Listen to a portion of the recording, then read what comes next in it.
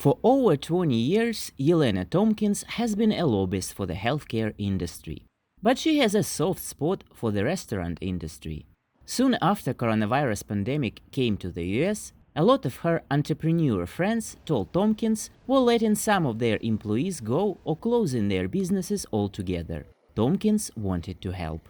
I came about this idea in the middle of the night when had been talking to a friend of mine who owns a restaurant, and he had been talking about how devastated it was to get the order that restaurants had to be closed. And I woke up at 3 in the morning and thought, oh, well, why don't we just send some food to hospitals, since there will unfortunately be a large volume of people at hospitals. Tomkins got in touch with a few friends, and they all chipped in to get meals for 40 medical workers in a nearby hospital. By the time she had delivered the food, a few dozen messages were waiting for Tomkins, people offering to help. That's how the volunteer organization called Feed the Fight was born. And what started as a small volunteer group in March, today has over 1,000 donors. The restaurants have been incredibly easy to work with and super helpful.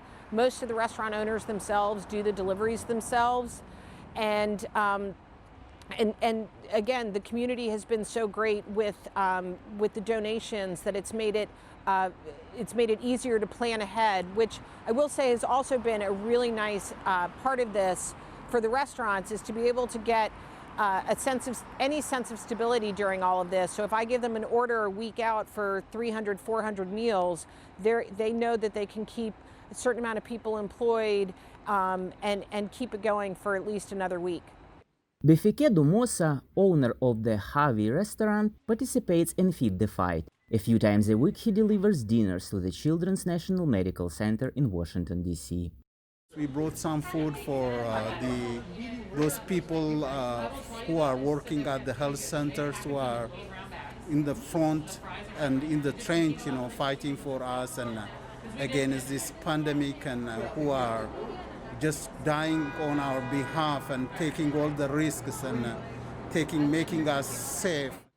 Today, Feed the Fight orders from 25 local restaurants and delivers breakfast, lunches and dinners to 18 hospitals.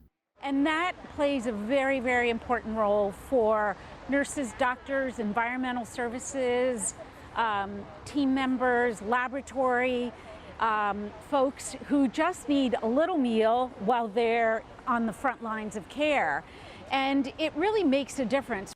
And though dozens of volunteers work with Feed the Fight today, it is just 5 people who make up the core of the charitable project. Sarah Kenova is one of them. She was one of the first to join Tomkins' initiative. It's been also interesting to watch. I run our Instagram and to see how many people are impacted by it. And it's everything from nurses or techs in an ICU where we've brought cookies one day, to a kid who gave his $11 for his birthday money to us. So many people want to help and be involved and be part of something that is doing good for others. Tomkins doesn't plan to stop here and hopes Feed the Fight will keep growing. It was obviously very widespread and there are a lot of people suffering. So it's just been having to grow this program and just the logistics of getting as many meals as we can a day, lunch and a dinner and breakfast to as many hospitals and healthcare and first responders that we can. Feed the Fight inspired others to create similar projects throughout the US. Moskalkov for VOA News, Washington.